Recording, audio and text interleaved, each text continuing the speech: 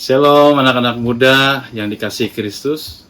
Sebelum saya meneruskan perkongsian saya pada malam ini, mari kita berdoa terlebih dahulu. Bapa kami yang di sorga, kami sangat bersyukur karena malam ini kami dapat bersama-sama di dalam bicara sabda.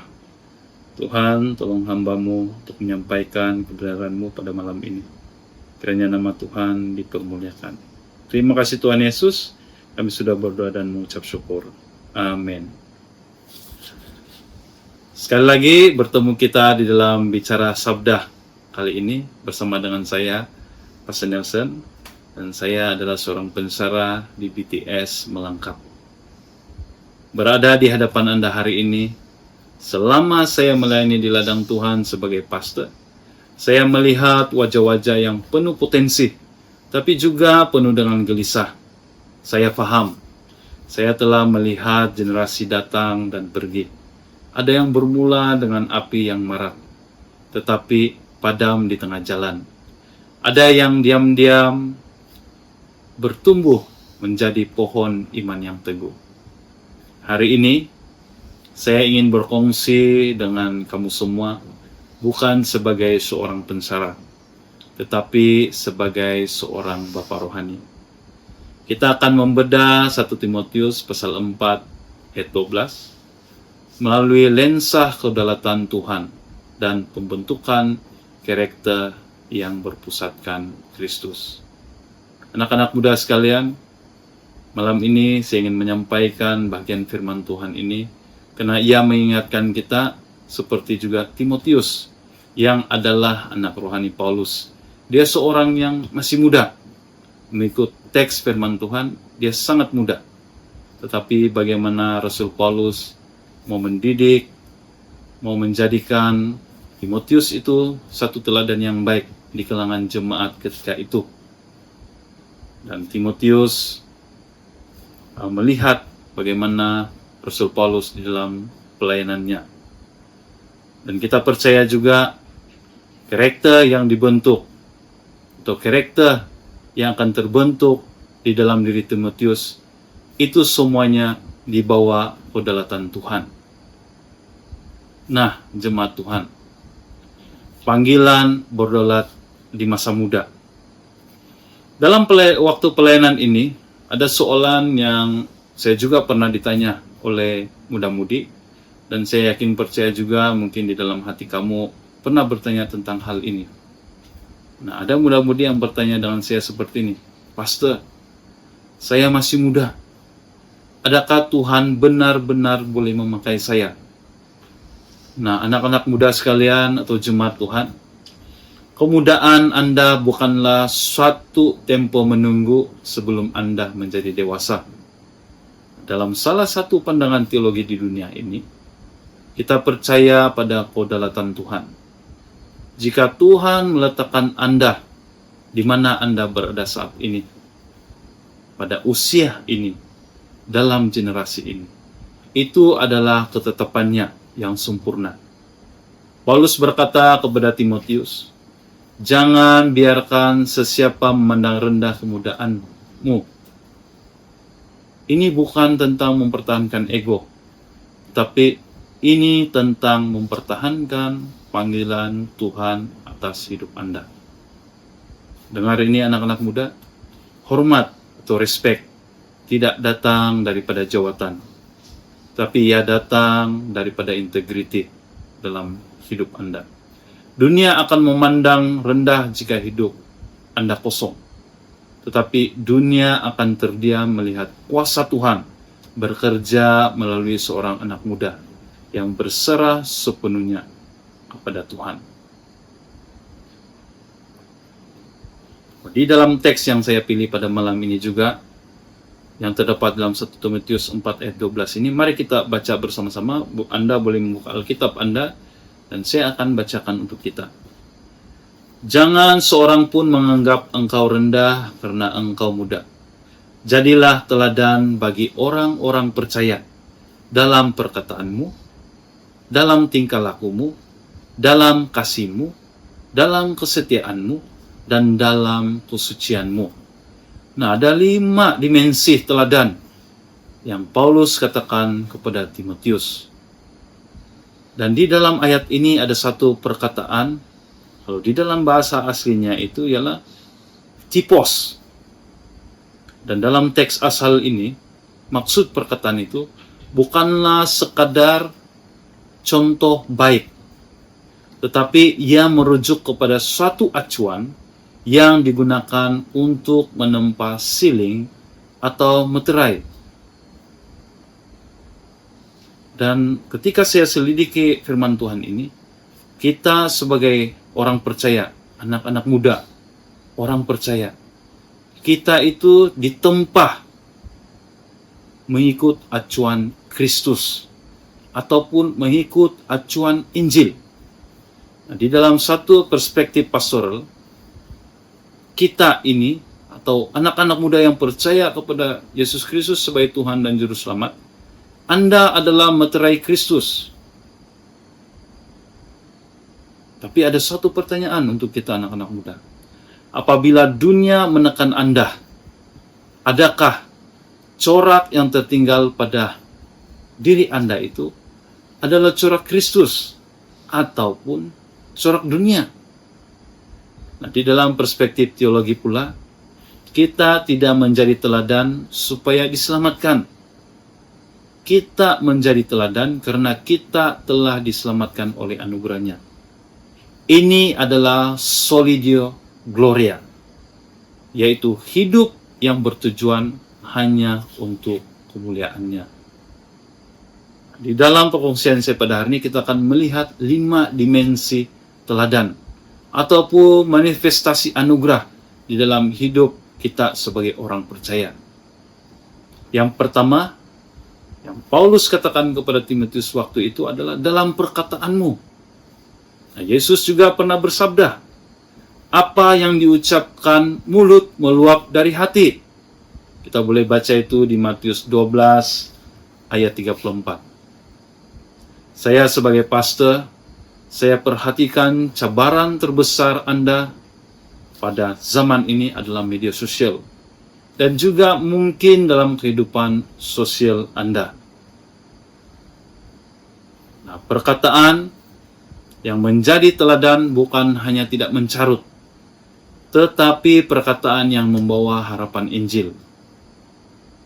Bagi kita pada zaman ini, sebelum kita menekan butang post atau komen di dalam media sosial kita, ada pertanyaan yang perlu kita tanyakan kepada diri kita. Anda perlu tanya diri Anda sebelum Anda komen, post, atau bercakap sesuatu di dalam dunia zaman ini. Pertanyaan itu adalah seperti ini. Adakah yang saya katakan ini atau yang saya tulis ini sesuatu yang membina atau hanya memuaskan daging saya? Anak-anak muda sekalian, ini ada hal-hal yang pada zaman ini adalah sesuatu yang sangat mencebar bagi kita. Apalagi bagi kita yang aktif di media sosial. Kita dapat melihat di dalam media sosial ini ada orang yang menyentuh 3R. Agama, raja, dan juga suku. Sehingga pada mulanya itu sepertinya memberi dorongan ataupun memberi suatu komen yang mungkin komen yang membangun. Tapi dengar ini baik-baik. Tidak semua apa yang kita lihat, kita baca itu sesuatu yang boleh membangunkan diri kita atau membina karakter kita. Tetapi ada kalanya benda-benda yang kita lihat, kita dengar ini sesuatu yang akan trigger emosi kita. Nah, di saat emosi kita di-trigger atau dipengaruhi oleh keadaan itu, adakah masih keluar kata-kata yang penuh harapan, ataupun bagi kita konteks orang percaya, adakah kata-kata kita itu akan keluar suatu harapan Injil, atau bagaimana? Ada satu ahli teologi yang bernama Smith, dia katakan seperti ini, kata-kata kita adalah sebahagian daripada liturgi harian yang membentuk siapa diri kita. Oleh itu anak-anak muda, saya lemparkan soalan ini dengan kita. Adakah kita mau perkataan kita sesuatu yang membina, ataupun sesuatu yang hanya memuaskan daging kita? Yang kedua, dalam tingkah lakumu. Ini adalah coram Deo, yaitu hidup di hadapan wajah Tuhan. Sebagai orang percaya atau anak-anak muda yang setia, yang kuat di dalam Tuhan, ada satu hal yang perlu kita ketahui, bahwa tingkah laku kita itu harus konsisten. Jangan kita menjadi singa di persekutuan muda-mudi, tetapi ketika kita di college atau di sekolah, kita menjadi seperti serigala pula. Mari anak-anak muda, kita harus belajar disiplinkan diri kita dalam perkara kecil. Sebagai contoh, kita harus jujur di dalam peperiksaan, atau kita harus taat kepada ibu bapa. Mulai hal yang kecil itu, melalui kesetiaan yang kecil itu, saya yakin dan percaya, ketika kita melakukan itu di dalam kehidupan kita sehari-hari, sebagai contoh, kita setia. Dengar ini baik anak muda. Kesetiaan dalam tingkah laku harian adalah kunci kepada kematangan rohani yang mampan. Oke, yang ketiga, dimensi teladan yang Paulus katakan kepada Timotius adalah dalam kasihmu. Allah adalah kasih. Dan kasih Allah adalah kasih agape, di mana yang membawa maksud kasih tanpa syarat. Kasih agape bukan perasaan, tetapi ia satu keputusan kehendak untuk melakukan yang terbaik bagi orang lain, sama seperti Kristus di kayu salib. Pada zaman sekarang ini, kita mungkin ada pernah membaca atau pernah mendengar suatu budaya, yaitu budaya cintakan diri sendiri. Dalam arti kata lain, suatu budaya yang mementingkan diri sendiri. Kita sebagai orang percaya, Yesus tidak pernah mengajar kita untuk mencintai diri kita sendiri ataupun mementingkan diri kita sendiri. Tapi Yesus mengajar kita suatu kasih, yaitu kasih agape. Mari, carilah rekan sebaya kita yang mungkin terpinggir, yang mungkin menghadapi masalah di dalam hidup mereka, yang mungkin terbiar atau dibiarkan oleh orang lain. Kita belajar untuk melayani mereka, di mana kita melayani tanpa memerlukan likes. Dengar ini anak-anak muda, kasih yang sejati adalah apabila Anda sanggup berkorban keselesaan Anda demi orang lain. Yang keempat, dimensi teladan yang keempat adalah dalam kesetiaanmu. Nah, dalam salah satu tradisi theologian, ada suatu pernyataan untuk orang percaya, yaitu ketekunan orang kudus. Ramai anak muda berhenti melayani apabila mereka bosan. Kesetiaan bermaksud tetap berada di pos atau kedudukan Anda, walaupun mungkin pada ketika itu terdapat di dalam diri Anda suatu perasaan yang berkata berhenti. Ataupun mungkin satu perkataan atau satu situasi yang boleh menyebabkan kita mungkin lelah, ataupun mungkin api roh kita itu semakin malap. Apapun keadaan itu, tetapi mari terus belajar setia. Mari terus belajar karakter kita itu dibangun oleh Tuhan. Setia pada doktrin yang benar, bukan mengikut angin pengajaran yang populer. Dengar ini anak-anak muda, kita setia bukan karena mengikut keadaan. Kita setia karena kita tahu bahwa Tuhan yang kita sembah, Tuhan yang kita percaya, Dialah yang memberi kita kekuatan, kemampuan untuk melalui keadaan-keadaan yang sukar dalam hidup kita. Oleh itu tetap setia. Nah, dimensi teladan yang kelima adalah dalam kesucianmu. Ini adalah suatu perjuangan yang paling berat bagi generasi kita pada masa kini. Bukan saya pada masa kini sebenarnya, ini sudah daripada masa dahulu kala lagi. Ini adalah suatu cabaran yang berat. Kesucian bukan sekadar soal seksual anak-anak muda, tetapi kesucian motif. Apa sebenarnya sikap hati kita? Bagaimana sikap hati kita di dalam kehidupan kita sehari-hari? Di dalam kita melayani, sama ada itu di dalam keluarga kita, di dalam gereja kita, atau ketika kita berhadapan dengan masyarakat. Adakah motif kita itu masih suci ataupun sudah dicemar dengan agenda-agenda atau kehendak-kehendak kedagingan kita sendiri? Menjaga mata dan hati daripada pornografi dan kompromi moral. Ingatlah, ada suatu pesan daripada seorang ahli teologi. Dia katakan seperti ini: puasa pengusir daripada kasih yang baru. Kita hanya boleh menjauhi dosa jika kita mempunyai kasih yang lebih besar kepada Kristus. Kekudusan moral adalah asas kepada kepimpinan rohani yang efektif. Benar. Jadi mari anak-anak muda, kita jangan berkompromi dengan dosa. Kita harus minta tolong Tuhan, kuatkan hati kita, teguhkan hati kita, supaya kita tetap di dalam kekudusan. Dalam arti kata lain, supaya hidup kita menjauhi kejahatan.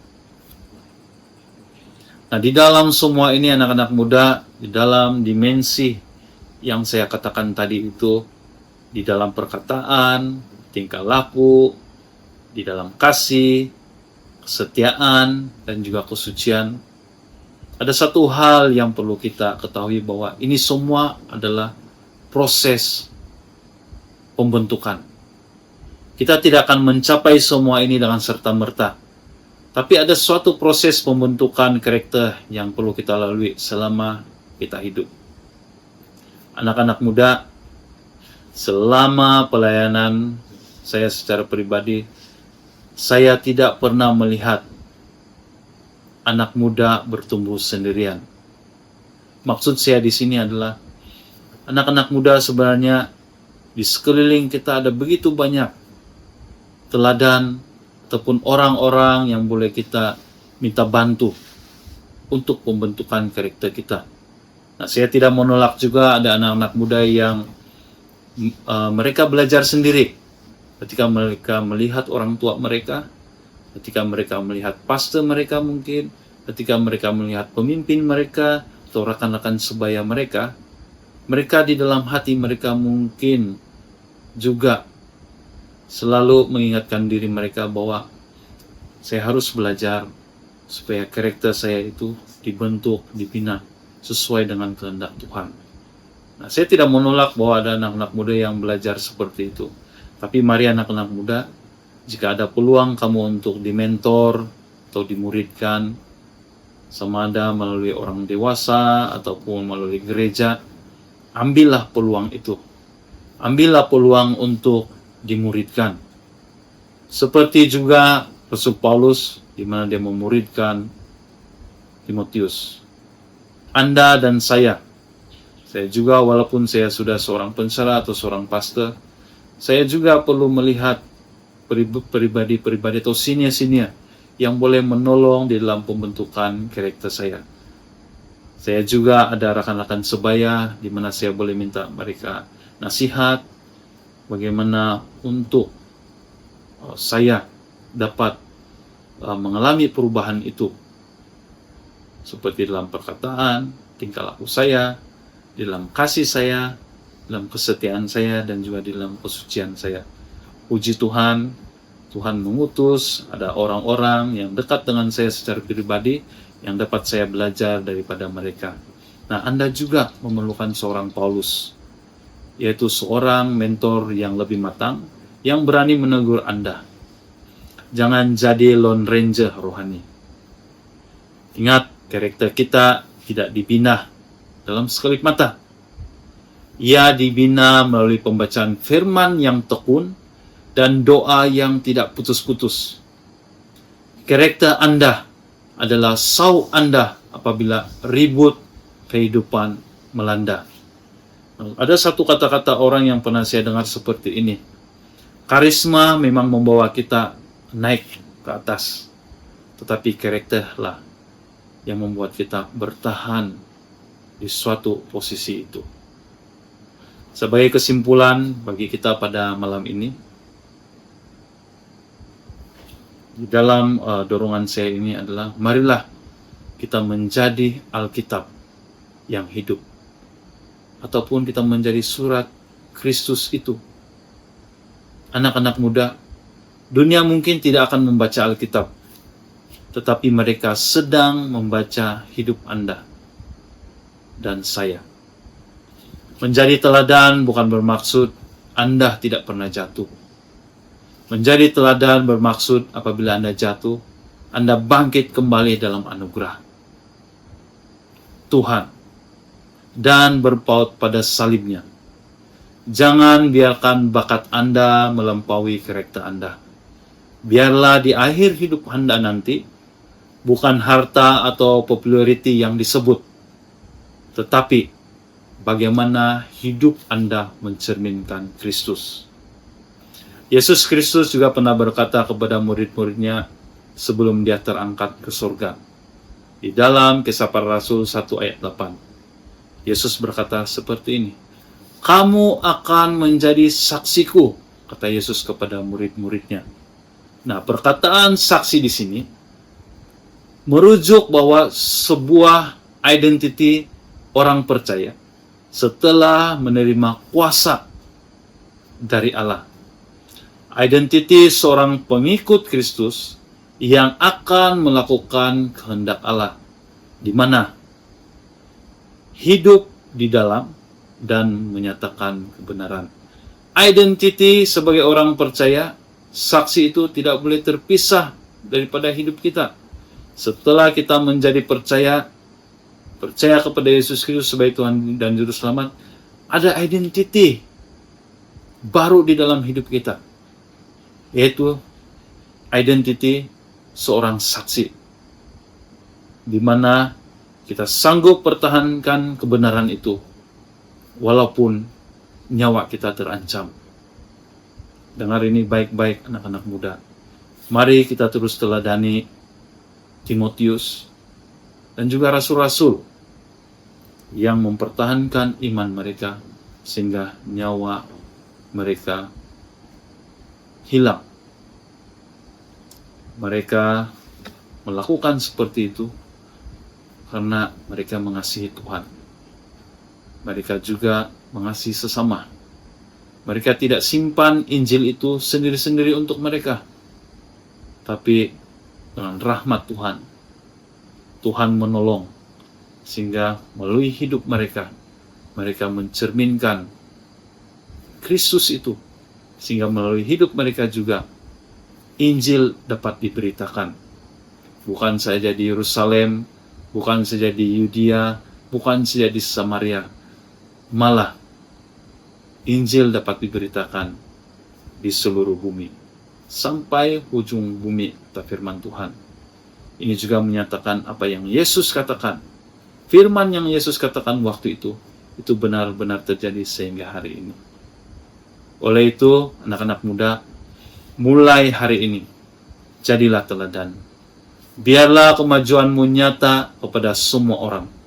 Bukan untuk kehebatanmu, tetapi untuk kemuliaan Tuhan yang berdaulat. Tuhan Yesus memberkati. Mari kita berdoa. Bapa yang baik, Bapa yang kami kenal nama Tuhan kami Yesus Kristus, kami bersyukur karena malam ini kami dapat peluang untuk bersama-sama dengar firman-Mu.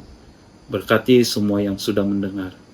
Benar Tuhan, tolong kami supaya karakter kami dibentuk, karakter kami mencerminkan Kristus dalam kehidupan kami.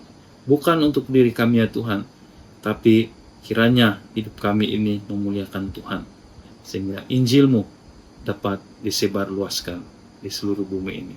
Terima kasih Tuhan Yesus, kami sudah berdoa. Amin. Oke, sampai jumpa lagi di lain hari.